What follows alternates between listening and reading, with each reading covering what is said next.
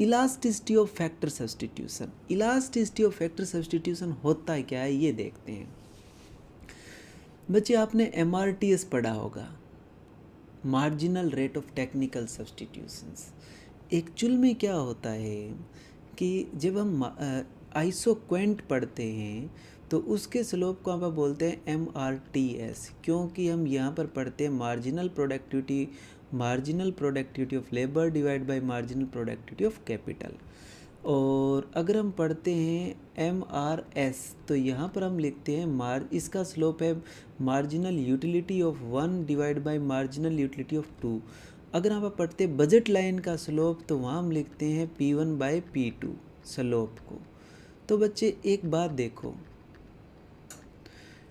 यानी कि इसका एक छोड़ेंगे तो इसका कितना मिलेगा वो प्राइस पे डिपेंड करेगा, प्राइस मार्केट पे डिपेंड करती है, इसलिए इसका कितना छोड़ेंगे तो इसका कितना मिलेगा वो मार्केट पे डिपेंड है।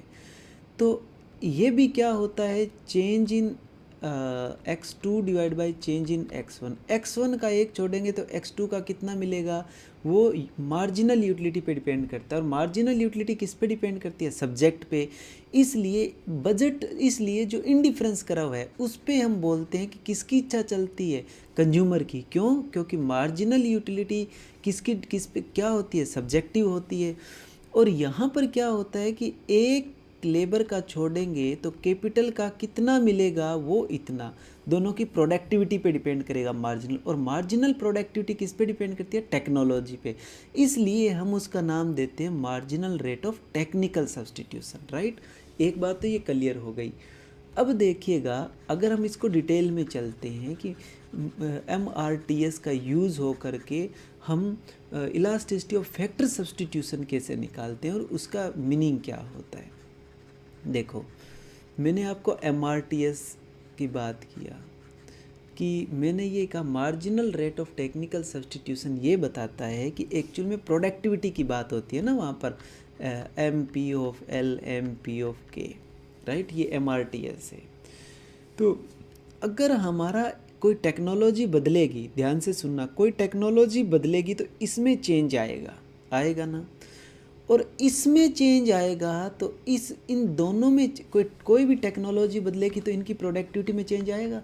और इनकी प्रोडक्टिविटी की में चेंज आने की वजह से हम कैपिटल और लेबर को किस तरह से चेंज करेंगे उसका नाम है इलास्टिसिटी ऑफ फैक्टर सब्स्टिट्यूशन। ये बात समझ आ गई। अब इस बात को दोबारा देखो, मैंने ये कहा कि अगर इसमें बदलाव आए, इसमें क्या, प्रोडक्टिविटी में, तो प्रोडक्टिविटी में बदलाव आएगा तो कैपिटल और लेबर को कैसे सब्स्टिट्यूट करेंगे, उसका नाम है elasticity of factor substitution. Elasticity का मीनिंग होता है बदलाव, किस में, फैक्टर सब्स्टिट्यूशन में, राइट।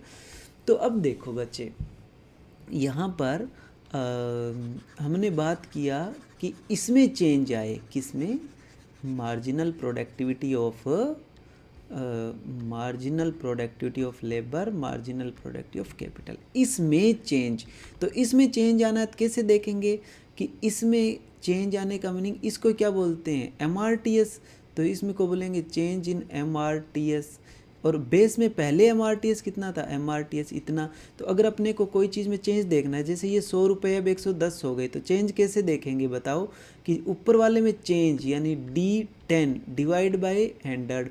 तो ऐसे ही पता लगता है ना कि 10% चेंज हुआ। तो इसी तरह से हमें ये पता लगा कि MRTS कितना चेंज हुआ। अब हमें उसके ऊपर देखना है कि कैपिटल लेबर रेशियो में कितना चेंज हुआ। तो पहले क्या लिख लेंगे, कैपिटल लेबर। और बेस में ओरिजिनल कैपिटल लेबर कितना था, तो ये क्या आ गया, कैपिटल लेबर में चेंज आ गया। तो ये इसका फॉर्मूला हो गया इलास्टिसिटी ऑफ फैक्टर सब्स्टिट्यूशन। अब हम इसको आइसोक्वेंट से करते हैं तो आपको बिल्कुल क्लियरिटी नज़र आ जाएगी। और आपको इसमें इतने डेप्थ के क्वेश्चन मिलेंगे जो मैं मॉक टेस्ट में भी डालने जा रहा हूँ, और वो आपको समझने से बड़ा इजी हो जाएगा। देखिएगा, ये हमने एक आइसोक्वेंट ले रखा है, राइट। ये कोई आइसोक्वेंट है, ये वाला, राइट। और पहले जो है वो मैं यहाँ पर इतना कैपिटल, इतना लेबर लगा करके, और ये मेरे पास कोई आइसो कोस्ट लाइन थी जो मैं यहाँ पर प्रोडक्शन कर रहा था। तो इस पे जो प्रोडक्शन हो रहा था मेरा, तो यहाँ पर इतनी लेबर यानी इतनी लेबर और इतनी कैपिटल मेरे पास लगी हुई थी, राइट। और ये इसका एक तरह से स्लोप ही हुआ ना भाई। अगर कोई ये कर्व बना तो मैं कहूँ कि ये कोई कर्व बना रही, इसका स्लोप क्या है, उसका स्लोप ये, यहाँ पर उसका स्लोप डाल सकता हूँ, उसका स्लोप यहाँ डाल सकता हूँ, तो ये उसके स्लोप ही होते हैं ना सारे। तो स्लोप किसको बताते हैं? स्लोप बताते हैं चेंज इन के divide by change in L. तो ये इसी तरह से बताएंगे। तो अब एक बात देखो, ये लाइन है वो एक तरह की आइसोक्वेंट की स्लोप ही हुआ, स्लोप हुआ। तो आइसोक्वेंट का स्लोप क्या होता है? आइसोक्वेंट का स्लोप होता है MRTS। ये बात ठीक है। अब मैं MRTS के आ गया यहाँ पर, और मैंने यहाँ पर एक टेंजेंट डाल दिया, तो ये स्लोप एक नया हो गया। तो स्लोप में बदलाव कितना आया, यानी स्लोप होता है MRTS, और अब एक नया MRTS आ गया, तो MRTS में बदलाव कितना आया, तो हमें वही तो देखना है ना MRTS में बदलाव। तो MRTS में बदलाव आया इतना, यहाँ से यहाँ जो बदलाव आया वो कितना आया MRTS में। तो इसका मीनिंग MRTS में जो बदलाव को इस वैल्यू को मैं क्या लिख सकता हूँ, यहाँ से यहाँ change in M। Capital labour जब मैं यहाँ पर था तो कैपिटल लेबर रेशियो ये था, और अब मैं यहाँ चला गया तो कैपिटल लेबर रेशियो ये हो गया। तो कैपिटल लेबर रेशियो में कितना चेंज आया, इतना। तो कैपिटल लेबर रेशियो को ऊपर वाले को सिर्फ ही मैं किससे लिख सकता हूँ, चेंज इन R से। इसलिए मैंने इलास्टिसिटी को इतना शॉर्ट फॉर्म में लिख दिया। अब आप इसको फील कर लेना, समझ आ जाएगा बच्चे, ठीक है। अब बच्चे एक बात देखो, यहाँ पर मोस्ट इम्पॉर्टेंट बात है कि जब आपका isoquant convex to the origin होगा तो हर पॉइंट के ऊपर आपका स्लोप बदलेगा ना, ऐसे यहाँ पर यहाँ पर यहाँ पर स्लोप बदलेगा तो ये वैल्यू MRTS बदलेगी, और ये बदलेगी तो ऊपर वाली भी बदलेगी। इसका मीनिंग इलास्टिसिटी ऑफ सब्स्टिट्यूशन आएगा। इलास्टिसिटी ऑफ सब्स्टिट्यूशन आएगा, इसका मीनिंग हुआ कि टेक्नोलॉजी बदलेगी, प्रोडक्टिविटी बदलेगी, और कैपिटल लेबर में सब्स्टिट्यूट होता रहेगा, राइट। तो ये तो बात क्लियर हो गई।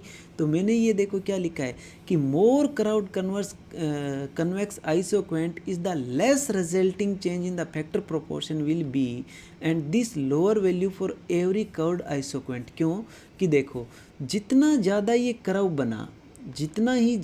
कर्व बना उतनी ज़्यादा वैल्यू किसकी आएगी, चेंज इन M की, उतनी ज़्यादा चेंज। और चेंज इन M क्या है, नीचे वाला वैल्यू, तो ये क्या होता जाएगा, छोटा। तो उतनी इलास्टिसिटी और सब्स्टिट्यूशन क्या होती जाएगी, छोटी। लेकिन छोटी का मीनिंग आप कहोगे जी जीरो की तरफ जाए, नहीं, जीरो और इनफाइनाइट इन दोनों की तरफ जाएगा। तो ये तो एक स्पेशल केस है, वो वहाँ पर भी अभी पढ़ने वाले हैं। देखो यहाँ मैंने लिखा है, in extreme case the Leontief यानी no substitution technology, fixed proportion, no substitution, वायरलेस का इसका input output model where L shape isoquant they can not be change the factor of proportion with change in MRTS here change in zero. अगर कोई L shape अगर कोई हमारा isoquant बन गया तो वहाँ पर एक बात देखो बच्चे, MRTS चेंज नहीं होता है। क्यों? MRTS कैसे चेंज होगा कि यहाँ पर मैंने कोई एक स्लोप डाला, यहाँ पर स्लोप डाला और यहाँ पर स्लोप डाला, वो तो बिल्कुल ही अलग अलग होंगे। तो MRTS चेंज नहीं हुआ। MRTS चेंज नहीं हुआ तो एक बात ये देखो कि अब आपको ये बात ना यहाँ से समझ आएगी। देखो हमने ये बनाया, जस्ट एक moment, this is equal to change in M change in R, right. अगर कोई L शेप का है, L शेप का कोई आइसोक्वेंट है, राइट, तो यहाँ पर तुम बना रहे हो तो ही कोई न कोई प्रोडक्शन आएगा। यहाँ पर तुम बनाओगे तो कोई प्रोडक्शन आएगा नहीं, यहाँ पर भी कोई प्रोडक्शन नहीं आएगा। इसका मीनिंग ये ऊपर वाला क्या हो जाएगा, ज़ीरो। तो इलास्टिसिटिक वैल्यू क्या आ जाएगी, ज़ीरो। ये बात अभी आपको समझ नहीं आएगी, लेकिन अभी नेक्स्ट वाला जब मैं करवाऊँगा तो समझ आ जाएगी। देखो मैं पहले केस ले लेता हूँ कि कोई परफेक्ट सब्स्टिट्यूट फैक्टर ले लिए, यानी लेबर और कैपिटल को क्या ले लिया, परफेक्ट सब्स्टिट्यूट। तो परफेक्ट सब्स्टिट्यूट ले लिया तो यहाँ पर मैं स्लोप डालूँगा MRTS वही, और यहाँ पर भी MRTS वही। तो MRTS में कोई चेंज नहीं, क्योंकि भाई MRTS क्या होता है, देखो स्लोप एक MRTS, दूसरा MRTS। और MRTS क्या होता था? टेक्नोलॉजी में चेंज, उसकी वजह से किस में चेंज? प्रोडक्टिविटी में चेंज। तो यहाँ तो कोई MRTS में चेंज नहीं होगा, क्योंकि दोनों क्या आएंगे? पैरेलल। कोई स्लोप डालूंगा तो MRTS में चेंज क्या हो गया? जीरो। इसलिए इलास्टिसिटी और सब्स्टिट्यूशन क्या आ गई? इनफाइनाइट। तो इसका मीनिंग क्या हुआ बच्चे इनफाइनाइट आने का? इसका मीनिंग हुआ कि इसके केस के ऊपर कोई टेक्नोलॉजी चेंज नहीं हो सकती, और इस केस में भी कोई टेक्नोलॉजी चेंज नहीं हो सकती। इसलिए ये जो अपना वेल बिहेव्ड आइसोक्वेंट होता है, इसके ऊपर आपको large number of technology options मिलते हैं कि आप डिफरेंट कैपिटल लेबर को एक लिमिट तक सब्स्टिट्यूट कर सकते हो। तो यहाँ पर मैंने एक पॉइंट लिखा है, देखो corollary में, the smooth curvature of isoquant over the previous section imply that we have infinite number of technology available and that the producer would substitute continuously among them, right? तो ये आपको बात क्लियर हो गई होगी। इसको पढ़ो, अब आपको उसके फॉर्मूले से ही इसका आंसर भी पता लग जाएगा, राइट?